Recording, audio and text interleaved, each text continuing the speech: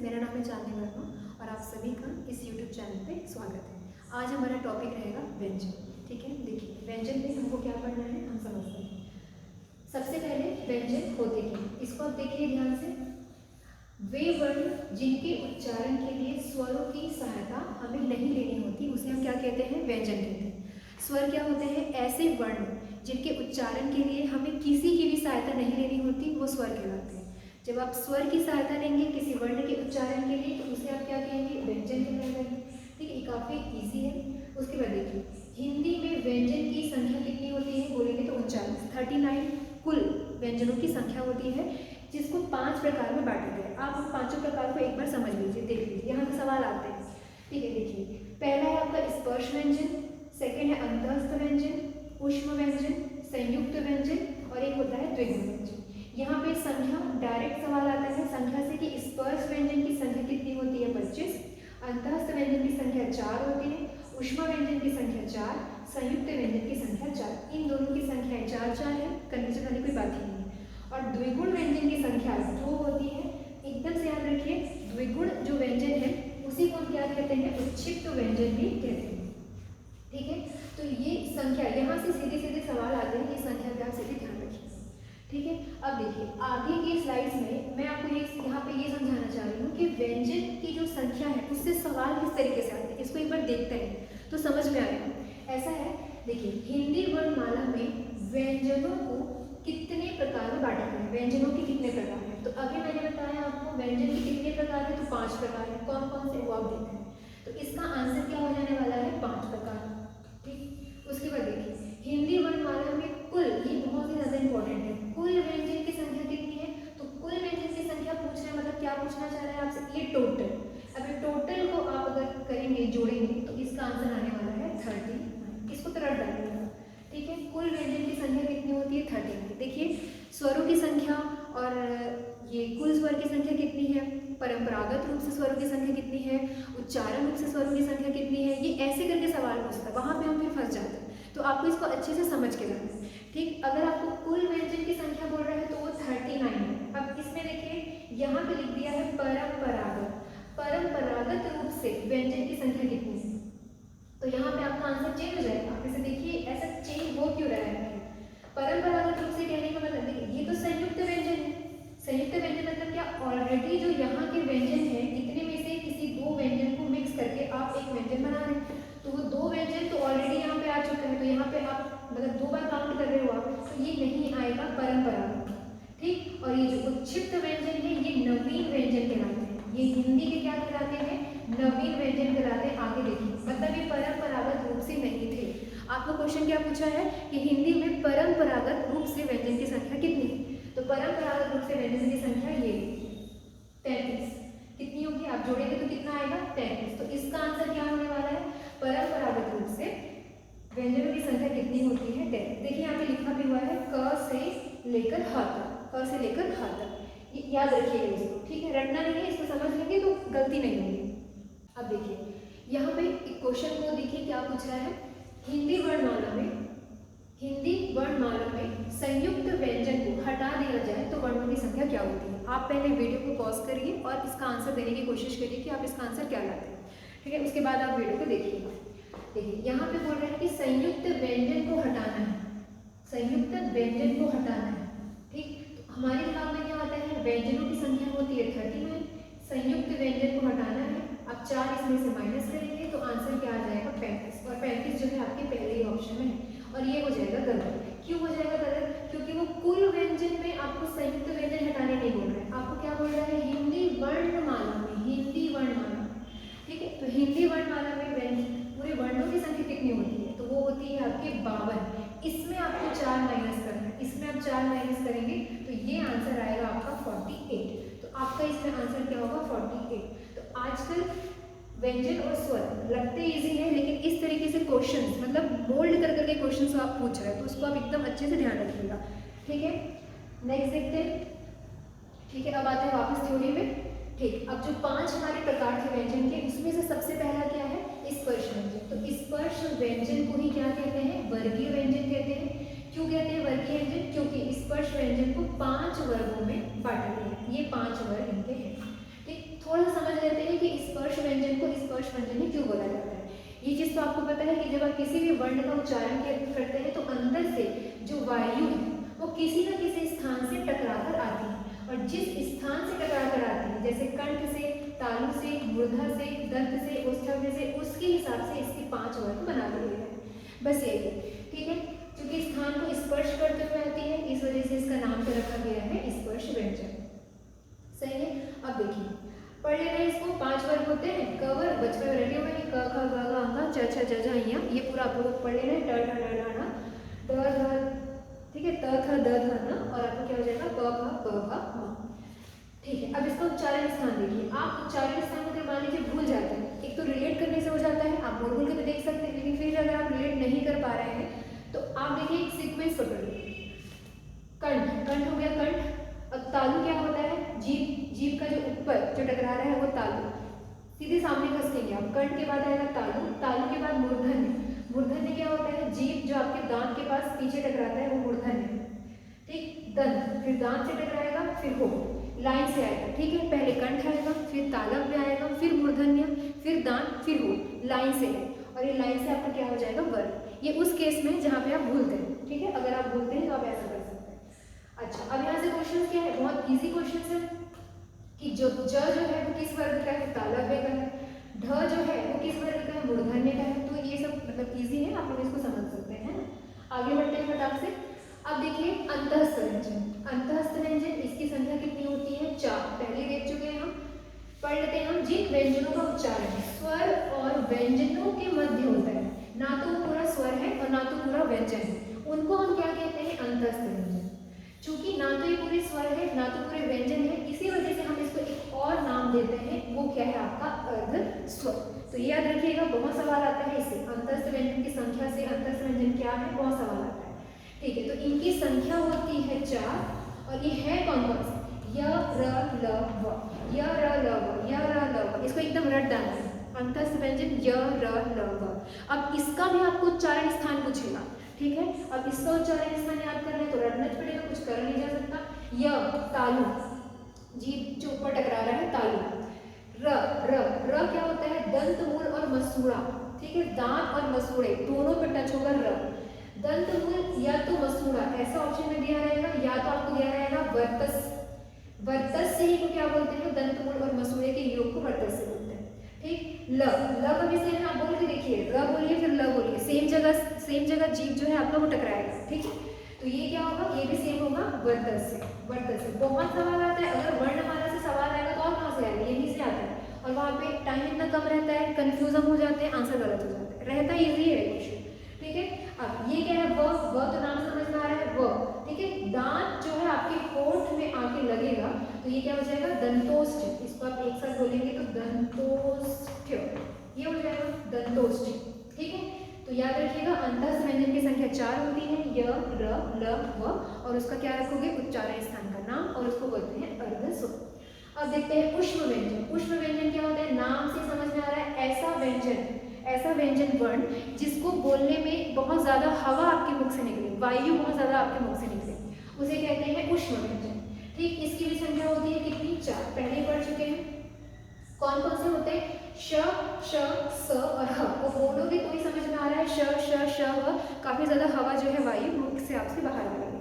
ठीक। अब इसका आपको फिर से क्या करना है, उच्चारण स्थान करना है। तो आप बोल के देखिएगा, देखिए लाइन से आगे आएंगे आप। ठीक। तालु पहले आता है, फिर मूर्धन्य आता है। मूर्धन्य मतलब क्या, जीभ का टिप वाला हिस्सा जहाँ पे टच हो रहा है, मूर्धन्य। र बोल के देखिए, र आपको समझ में आ जाएगा, र जहाँ पे टच हो रहा है, र बोलने में वो मूर्धन्य। ठीक है। फिर मूर्धन्य, फिर स, ये क्या आ जाएगा, दांत। स आप बोलेंगे तो आप देखिएगा हल्का सा आपका जो जीभ है वो दांत में और मसूड़े में दोनों में टच हो रहा है, जैसे र और ल। पीछे देखे थे ना हम, ये वाला र और ल। ठीक है। र और ल की ही कैटेगरी में आपका कौन है, स। अच्छे से पढ़ के जाइएगा इसको, बहुत कंफ्यूजन होता है। ठीक है। दंत मूल और मसूड़ा, वर्तस से क्या हो जाएगा आपका सर्वोत्तम सा। और ह तो एकदम इजी है, स्वर यंत्र, मतलब सीधे यहाँ से आता है कंठ से, स्वर यंत्र जहाँ पे ह। ठीक है। आगे देखते हैं। अब देखिए संयुक्त व्यंजन। संयुक्त व्यंजन की संख्या फिर से कितनी होती है बोलेंगे तो 4 इसकी संख्या होती है। कौन कौन से, अब यहाँ पे कौन कौन से, छ, त्र, ज्ञ और श्र।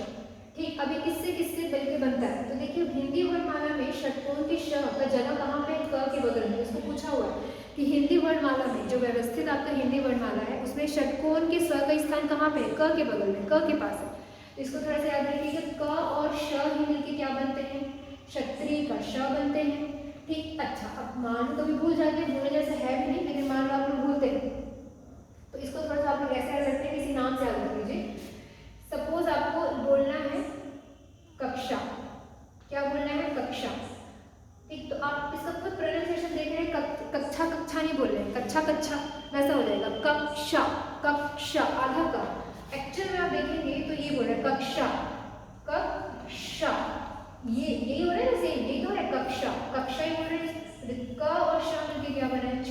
तो आप अगर भूल रहे हैं तो आप क्या करिए, एक शब्द को बैठा लीजिए, एक शब्द को श के लिए बैठा लीजिए, कक्षा। तो क और श का उच्चारण हो रहा है तो आप जान जाएंगे कि क और श से मिलकर बना हुआ है त्र। इसमें तो कोई बहुत ईजी है, त और र तो दिख ही रहा है, त्र है। ज्ञानी के ज्ञानी की क्या देखिए, इसका जो मतलब शेप है, देखिए ये है ज और ये क्या आपका इया, तो ज और इया थोड़े सेम सेम शेप के है ना।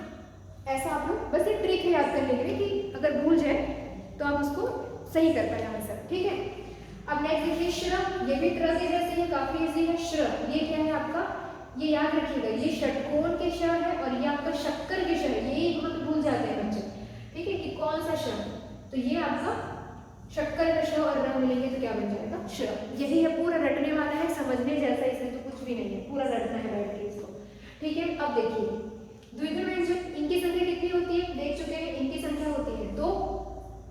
होता है, देख लीजिए, आसान है, पूछेगा तो नहीं। जीभ ऊपर उठकर मूर्धा को स्पर्श करते हुए तुरंत नीचे आती है। आप इसको उच्चारण करके देखिए, ड ढ, तुरंत। जीभ मूर्धा को टच करेगी और तुरंत नीचे आएगी, मुड़ के ऊपर जाएगी, तुरंत नीचे आएगी, ड और ढ, ड और ढ। इसी को क्या कहते हैं? उत्क्षिप्त व्यंजन।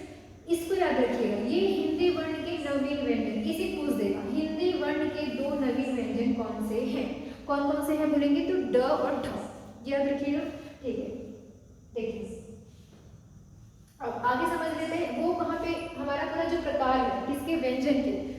ठीक, व्यंजन के प्रकार हमारे क्या हो गए? खत्म हो गए, 5 प्रकार में डिवाइड किया गया था। अब देखते हैं व्यंजन के और मतलब अलग आधार पे और उनके प्रकार बनाए गए हैं, जैसे कि अल्प प्राण व्यंजन, महाप्राण व्यंजन, सघोष व्यंजन, अघोष व्यंजन, ऐसा। तो वो हम समझ लेते हैं थोड़ा सा कि वो क्या होता है, काफी आसान है। देखिए लिखा हुआ है अल्प प्राण। ठीक, अल्प, अल्प का मतलब होता है कम और प्राण का मतलब होता है वायु।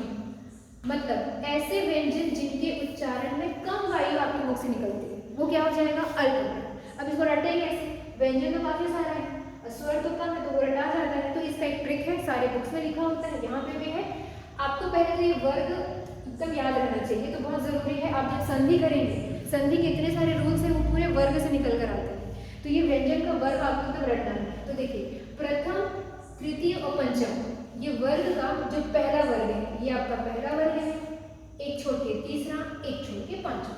ठीक है, ये इतने, ये पांचवा हो जाएगा, ये तीसरा हो जाएगा और ये क्या हो जाएगा? पहला। ये सभी क्या होते हैं? अल्प प्राण होते हैं। 1 3 5, 1 3 5, ऐसे याद रखिए। ठीक, अब आएगा महाप्राण। अल्प प्राण के बाद क्या आएगा? महाप्राण आएगा।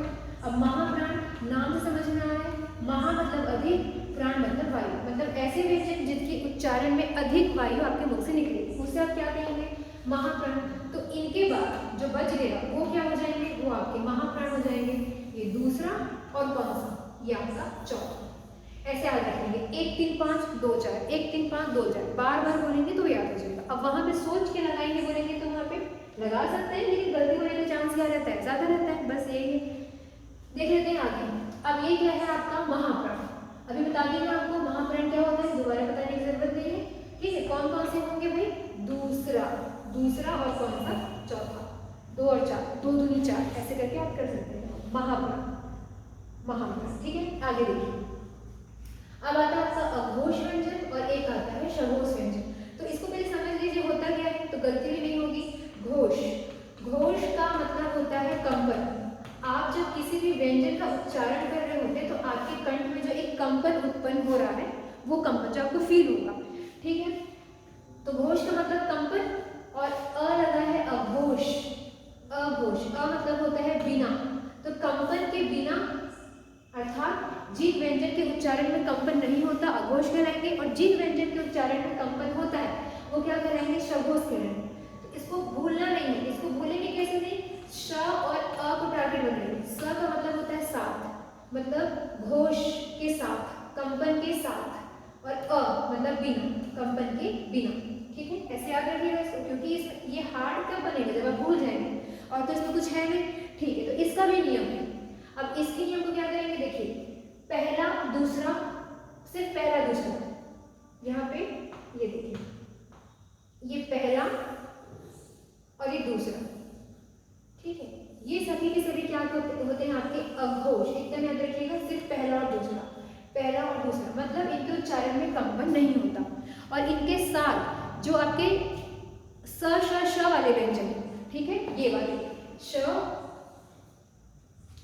श स और ह, ये जो व्यंजन है वो इसमें ऐड कर लीजिएगा। ये 4 व्यंजन और क्या करना है, ऐड करना है। ठीक है, कहीं भी लिख लेना ऊष्म व्यंजन। ठीक है, तो आपको सीधे पूछेगा ऊष्म व्यंजन सघोष है कि अघोष है, ऐसे पूछेगा।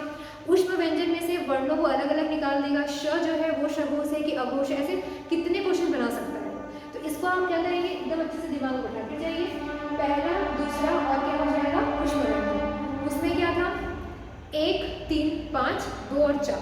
ठीक है, इसमें क्या हो गया, 1 2, इसमें क्या है, 1 2। ठीक, अब बाकी जो बच गया वो सीधे सीधे क्या हो जाएंगे, वो सीधे सीधे आपके हो जाएंगे, सघोष हो जाएंगे।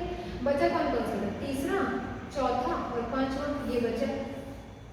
और अब याद करिए, जो हम लोग व्यंजन के प्रकार किए थे उसमें से आप पुष्प व्यंजन को हटा देंगे तो बीच में और क्या बचेगा आपका, तो बीच में ये बचेंगे आपके जो द्विगुण व्यंजन है वो बचेंगे, और अंतःस्थ व्यंजन वो भी तो बचेंगे ना। तो वो सब के सब क्या होते हैं बोलेंगे, तो सघोष, मतलब व्यंजन में सघोष की संख्या ज्यादा है। ठीक है, ये भी ये याद रखिएगा। ठीक है, तो एक को याद रखिए, दूसरा अपने आप याद आ जाएगा। ठीक, इसमें क्या क्या क्या क्या है, इसमें सघोष में मतलब जिसमें कंपन होता है कौन कौन से आ जाएंगे, पहले दूसरे को छोड़ के तीसरा, चौथा, पांचवा। पांचवे के साथ आपका कौन सा आ जाएगा, य वाला, मैं अंतःस्थ व्यंजन लिख देती हूँ। ठीक है, अंतःस्थ व्यंजन। इसके अलावा आपके जो द्विगुण व्यंजन है, ठीक है, द्विगुण व्यंजन, ये इतने हैं, ऐसे पूछ देगा। ठीक, मतलब क्वेश्चन तो कैसे भी बना सकते हैं। मैं ये पे ऐसा कुछ क्वेश्चन बना दूं कि हिंदी वर्णमाला में मैं बोल दूं कि सघोष व्यंजन की संख्या कितनी है, मैं अगर ऐसा क्वेश्चन बना दूं फिर तो हो गया, मेरा काम वहीं पे तमाम हो गया। अब मैं क्या बना दी, संख्या कितनी है, कंपटीशन तो बढ़ ही रहा है, अब इजी क्वेश्चन तो पूछेगा नहीं। अब ये जब आपको पता नहीं, अगर आप उच्चारण कर करके आंसर लगा दें तो कितने को उच्चारण कर करेंगे। अगर लेकिन आपको ये कंसेप्ट पता है, संख्या पूछ रहा है सघोष का, तो आपको पता है 3 4 5, हर एक वर्ग में कितने कितने वर्ण हैं, 5 5 वर्ण है, 3 कॉलम है, तो 5 या 15, तो ये 15 ये हो गया। फिर अंतःस्थ व्यंजन की संख्या पता है आपको 4, द्विगुण व्यंजन की संख्या पता है आपको 2, तो कितना हो जाएगा ये 15 4 19 19 और ये कितना हो गया 21। ठीक, तो सघोष व्यंजन की संख्या कितनी आ जाएगी 21। ऐसे भी क्वेश्चन आ सकते हैं। वैसे ही आपको अघोष व्यंजन की संख्या पूछ देगा, अल्प प्राण का संख्या पूछ देगा, महाप्राण का संख्या पूछ देगा, तो वहां पे अभी तक क्वेश्चन नहीं आया, इसका मतलब ये तो नहीं कि नहीं आएगा, वो तो कुछ भी बना सकता है। तो आप अच्छे से हिंदी को ऐसे इजी वे में नहीं लेना है, ठीक है ना, बनते नहीं है यहाँ के क्वेश्चन। तो आपका जो भी आज हम लोग पढ़े हैं कि व्यंजन संख्या पढ़े हैं कि कैसे कैसे संख्या में क्या क्या लेना है, उसके प्रकार पढ़े हैं। उसके बाद व्यंजन में जो अल्प प्राण, महाप्राण और उनका पूरा उच्चारण का स्थान, इसको एकदम से अच्छे से रट लेना है कि कुछ भी आए वहाँ पे एकदम कंफ्यूजन होना ही नहीं चाहिए। ठीक है, तो आज हम क्लास को यहीं तक रखते हैं, आगे हम पढ़ेंगे संधि। मिलते हैं नेक्स्ट वीडियो में। Thank you.